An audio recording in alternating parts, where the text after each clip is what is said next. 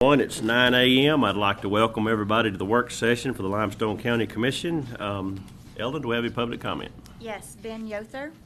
Mr. Yother, if you don't mind, step up here to the microphone, please. Yes, sir. How are you this morning? I'm doing well. First of all, thank you for having me. My name is Ben Yother. I'm with a company called Cardiac Solutions out of Birmingham. We specialize in AED programs for law enforcement, schools, and communities.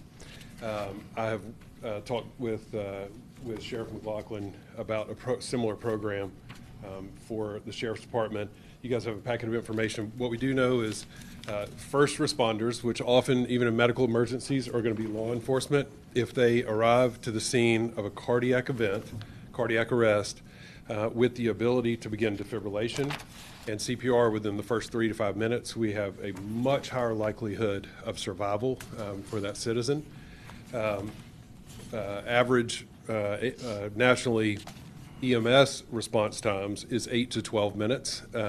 Once we get past that 3 to 5 minute window, our chances of survival go down about 10% every minute. This is based on a lot of studies that have been done inside and outside the hospital, EMS studies. So if we're waiting 8 to 12 minutes, our chance of survival for a cardiac arrest patient is very low. We have implemented these programs for sheriff's departments in Marshall County, Franklin County, Coleman County, St. Clair County, Jefferson County, Blount County.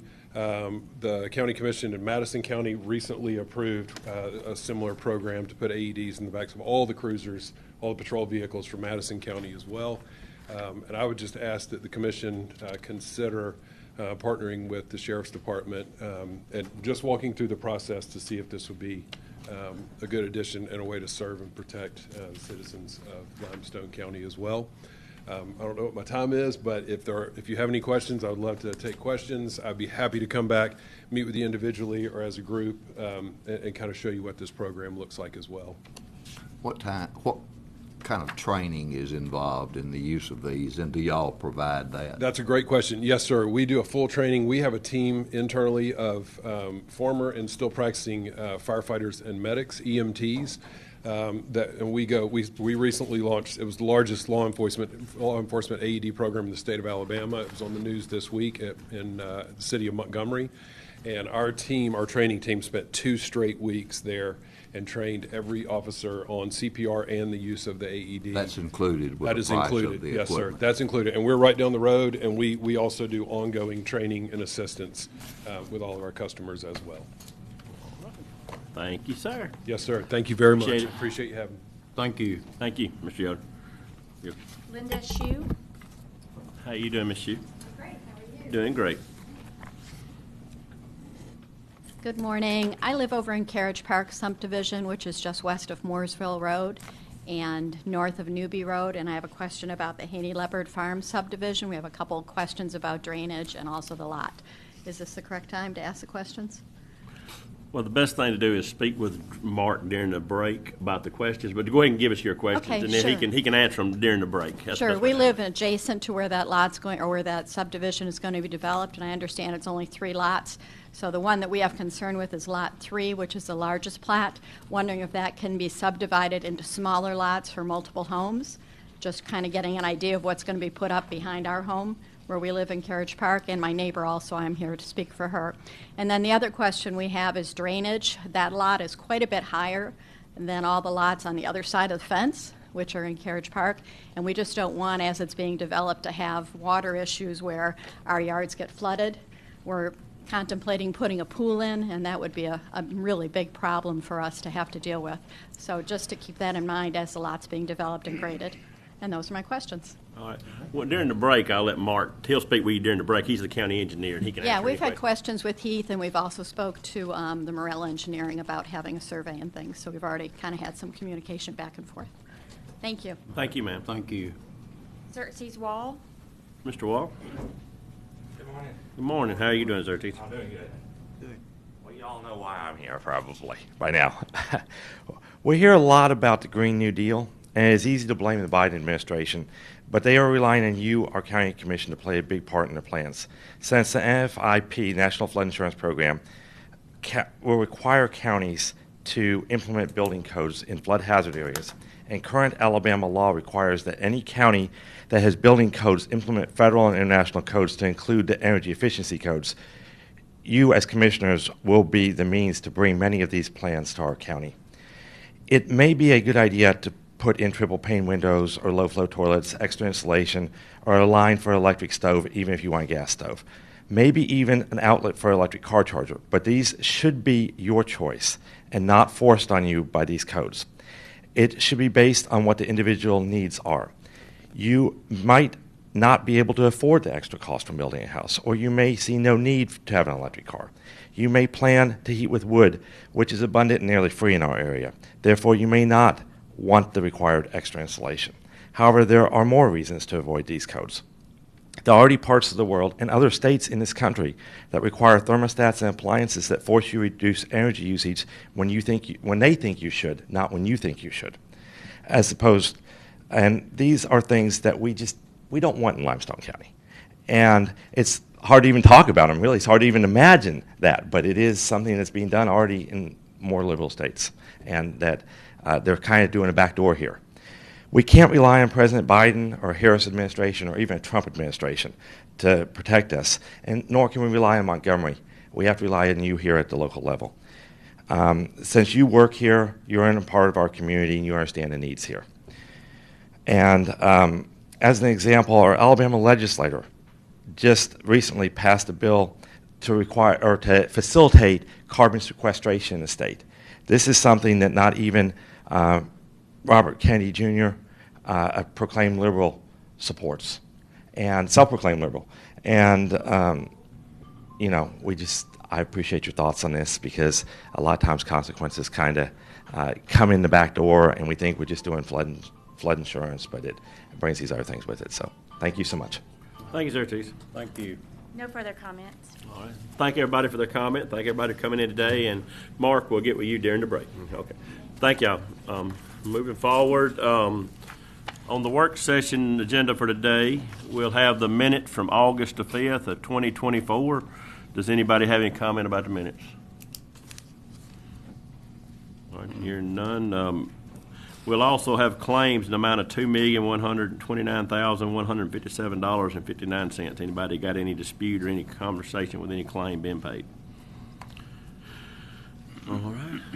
Is there any conflicts of interest with anything coming from the commission today? Everybody's silent, so I'll take that as a no. Public hearings, we have none. Resolutions and orders. There's a motion on here. I get ahead of myself. Approve a resolution to approve CPI adjustments to solid waste collection rates. Does anybody have any discussion with that? All right. Contracts, agreements, and MOUs and grants. Approve a temporary easement agreement in District 4. LaDon, you got anything on that? And all it is we got a road that's kind of getting flooded, and the ditch going over to the creek is stopped up, and Martin M has come out and looked at it, and we're got an agreement with the landowner to kind of open up that ditch back so we can get that water off that road. It's destroying the road right there. All righty. Good deal. Number 2, we'll approve FY 24-25 grant applications, and this is for community corrections. And this is for the following. One of them is Veterans Treatment Court. This is an amount of $29,984. The other one is Drug Court, and it's $29,950. And the other one is Family Treatment Court, and this is the amount $29,540. Anybody got any conversation or any question with either one of those grants? And I want to thank Krista for always working, and I know that her and all the bunch that the community corrections worked hard on getting all this done, so thank them for that. All right, no discussion with that. Number 3 will be to approve the FY 24-25 contract with the Alabama Department of Youth Services and Limestone County Detention Services. This is for bed use in a juvenile court. Anybody got a discussion with that? And that is where we have the juvenile all jointly over in Colbert County. So, anyway, no discussion. We'll move on. Budget revisions. We have one for EMA. This is for $27,788.49. Anybody got a discussion with that? All right, no discussion. Emergency purchases, we have none. Board appointments, approved to reappoint Chairman Colin Daly to serve on the 24-25 ACCA Legislative Committee. I've done this in several years past, but if one of y'all others decide y'all want to do this, I will be more than happy to pass that on. I know Darrell had showed some interest a time or two, but I know he's been going through a few. But if I probably may let Darrell fill in some for me this year because of other things going on. But if any of y'all want to fill in on that spot or go down with the legislators or meet with them, y'all are more than welcome to do that. So I think you do a good job with it. well, I mean, like, I try to do my best, but I mean, like I said, it's always, things come up and come around. But if any of y'all ever want to fill in for me or take my place at it at a meeting or something, y'all more than welcome to go. So, Chairman, I need to interrupt again. On the budget revision, the plus and the minus sign should be reversed. okay. Well, the dyslexia kicked in on me, and I didn't fake it none, so it just looked just right to me. So, anyways, all right. So that is let the minutes be known that is the minuses and pluses are in the other and backwards. So, all right. But then moving forward, if nobody has any appointment problem with me being appointed, that I'll be glad to serve. But if one of y'all decides y'all want to, y'all more than welcome. Award of bids. We have 2 bids to award. Does anybody got any discussion with either bid? All right. Personnel action. We have to amend the staffing plan under appraisal department to add a temporary chief appraisal trainee. And this is sort of like we've done with other positions where somebody comes in and works a few months as a trainee while somebody's getting ready to make a transition. So has anybody got any discussion with that? And I think that's a good idea to bring people in to train, and I think that's so. All right.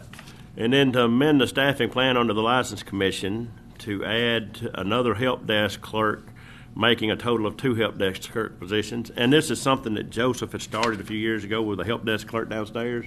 And it's been real beneficial, but he's had a role over there, and it's kind of got into where you vacant right now, so it'd be so that way we can train another one there. So I think that'll be a value added to that office. But does anybody got any discussion with that? All right, number 3 will be to approve to hire Suzanne Duggar as a help desk clerk in the License Commission office. Anybody got a discussion with that? And number 4 will be to approve to hire Lori Renfro as a activities program coordinator at the Council on Aging. Anybody got any discussion with that? All right, merit increases. We have a few listed below. Anybody got any discussion with any merit increase? No, sir. And good deal. Engineers report. I'm going to turn it over to Mr. Massey. Thank you, Mr. Chairman. We have 3 subdivisions for your consideration today. Joyce Mitchell subdivision, this is a minor for preliminary and final, creating 2 lots in District 1. The Haney Leopard Farm subdivision, this is a minor for preliminary and final, creating 3 lots in District 2. And Lakewood Creek subdivision, this is a minor for preliminary and final, creating 1 lot in District 4. So, and then I will speak with the lady that gave public comment this morning and give you a report on that. On the Haney Leopard one? On Haney Leopard Farm, yes, sir. All right. Thank you. And then we have the Rebuild Alabama plan. It's time for us to do that again this year for paving using the Rebuild Alabama funds for next year.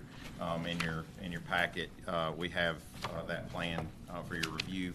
I think we've been in contact, Hunter in our office has been in contact with y'all on all these, but just kind of to read into the minutes, we've got Gatlin Road in District 1, resurfacing and traffic striping from 251 to Highway 53, Cambridge Lane, widening, that's a foot of widening on each side, resurfacing and traffic striping from Huntsville Browns Ferry to Newby Road, Ripley Road, resurfacing and traffic striping from Shaw to Browns Ferry, and Blackburn and Tillman Mill, resurfacing and traffic striping from 72 to Section Line Road. So total of about 14.8 miles utilizing the Rebuild Alabama funds. Do I need to add something on that? That's like, what, 350 or 375? There is some funds. We can do an amendment at a later date. We can make a decision if there's something else that needs to be done. You can carry it as rollover, so it can be carryover for the following year.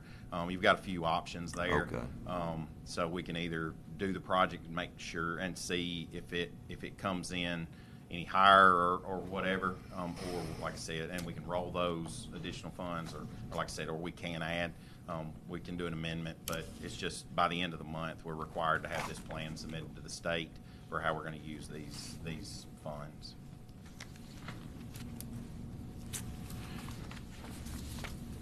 Anybody got anything else for Mark? And thank you, Mark. And, I was a friend of mine's a commissioner up in Lawrence County, Tennessee, and he was calling me the other day talking about how the cost of paving has went up so much. It's just 2019. He was just, he just was, chip seal, and I know they're going through some budget crisis issues, and he was asking me some questions, but that is, I'm thankful for what we have, so. Any more discussion on that? Other business, approved to sell the following item on Gov Deals. This will be a truck out of District 3. Any discussion with that?